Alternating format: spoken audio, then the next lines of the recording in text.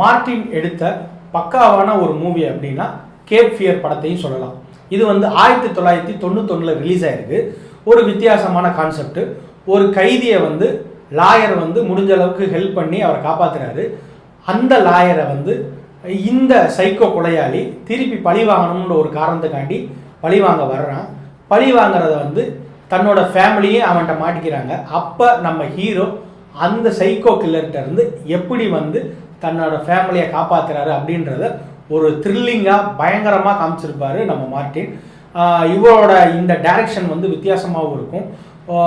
எல்லா படத்துலையுமே அவரோட தனித்துவம் வித்தியாசமாக காட்டுறப்ப இந்த படம் கேப் ஃபியர் ஒரு வித்தியாசமான கண்ணோட்டத்தில் ஒரு த்ரில்லிங்காக எல்லா ஆடியன்ஸையுமே சீட்டு நுணுங்கி கொண்டு வர வைக்கிறவர் தான் இவர். இன்ன வரைக்கும் அவரோட படங்கள் நிறைய பேசப்பட்டிருக்கு. அந்த பேசப்பட்ட படங்களில் கேப் ஃபியர் கூட ஒன்று சொல்லலாம். அந்த அளவுக்கு த்ரில்லிங்காக கொண்டு வந்திருப்பாங்க. ஒரு வித்தியாசமான படம். இந்த படத்துக்கு IMDbல 7.3 ரேட்டிங் கொடுக்குற அளவுக்கு இந்த படம் அவ்வளோ சூப்பராக இருக்கும். தமிழ் டப்பிங்கில் இருக்கிறதுனால இந்த படம் நிறைய பேசப்பட்டிருக்கு. இந்த படத்தெல்லாம் பார்த்த பிறகு நீங்களே அவரோட பிக் ஃபேனாக மாறிடுவீங்க. அந்த அளவுக்கு இந்த படம் எல்லாமே அவ்வளோ சூப்பராக இருக்கும். மிஸ் பண்ணாமல் பாருங்கள். நம்ம அடுத்ததாக பார்க்க போகிறது ஹூகோ. இந்த படம் 2011 ரிலீஸ் ஆயிருக்கு.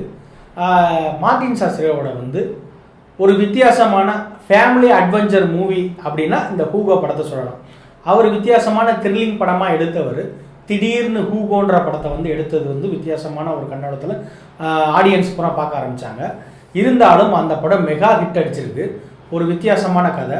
தன்னோட அப்பா ஒரு சாவியை பையனுக்கு கொடுத்துட்டு போயிடுறாரு. அந்த சாவி ஒரு விஷயத்துக்காண்டி தேவைப்படுது. அந்த விஷயத்தை அந்த பையன் எப்படி கண்டுபிடிக்கிறான் அப்படின்றத ஃபஸ்ட்லேருந்து லாஸ்ட் வரைக்கும் நம்மளுக்கு த்ரில்லிங்காகவே கொண்டு போயிருப்பாங்க. ஒரு ஃபேமிலியோடு உட்காந்து பார்த்த அனுபவம் நம்மளுக்கு கிடைக்கும். இந்த படம் கலர்ஃபுல்லாகவும் இருக்கும், என்ஜாயபுளாகவும் இருக்கும், ஒரு வித்தியாசமாகவும் இருக்கும். இந்த படம் ஒரு நாவலை தழுவி எடுத்த படம். இது படம் IMDbல 7.5 ரேட்டிங் கொடுத்துருக்காங்க. அந்த அளவுக்கு சூப்பராக இருக்குது. மார்ட்டின் சாஸ்திரியோட ஃபேமிலி அட்வென்ச்சர் மூவின்ற பேர் இந்த படம் எடுத்திருக்கு. இது வரைக்கும் பார்க்கல அப்படின்னா ஒரு தடவை இந்த படத்தை ட்ரை பண்ணி பாருங்கள். நம்ம அடுத்ததாக பார்க்க போகிறது கேங்ஸ் ஆஃப் நியூயார்க். இது 2002 ரிலீஸ் ஆயிருக்கு. 1860வது வருஷத்தில் நடக்கிற கேங்ஸ் வாரை பற்றி தான் இந்த படத்தை எடுத்திருப்பாங்க. ஒரு வித்தியாசமான கண்ணோட்டமாக இருக்கும்.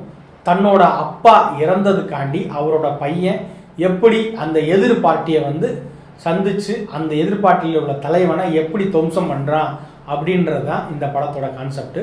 இந்த 2 கேங்குமே கொடூரமாக அடித்து சாவாங்க. அந்த சீன்லாம் சூப்பராக எடுத்திருப்பாங்க. இந்த படத்தோட ஹீரோ வேறு யாரும் இல்லை, நம்ம லியோனார்டோ டிகாப்ரியோ தான் சூப்பராக நடிச்சிருப்பாரு. ஹீரோயினா கேமரூன் டேஸ் நடிச்சிருப்பாங்க. இவங்க 2 பேரோட கேரக்டரும் ஹைலைட்டாக இருக்கும். அந்த அளவுக்கு சூப்பராக இருக்கும். இது வரைக்கும் பார்க்கல அப்படின்னா இந்த படத்தை கண்டிப்பாக பாருங்கள். அந்த அளவுக்கு நல்லா இருக்கும். ஒரு வித்தியாச மூவி அப்படின்னா இந்த கேங்ஸ் ஆஃப் நியூயார்க் மூவி பற்றி தான் சொல்லலாம். இந்த 3 படமுமே அவ்வளவு அருமையான படங்கள். 3 படமுமே தமிழில் அப்டேட் ஆகிருக்கு. இந்த வீடியோ உங்களுக்கு பிடிச்சிருந்துச்சு அப்படின்னா லைக் பண்ணுங்கள். ரொம்ப பிடிச்சிருந்துச்சு அப்படின்னா உங்கள் ஃப்ரெண்ட்ஸுக்கு ஷேர் பண்ணுங்கள். நன்றி.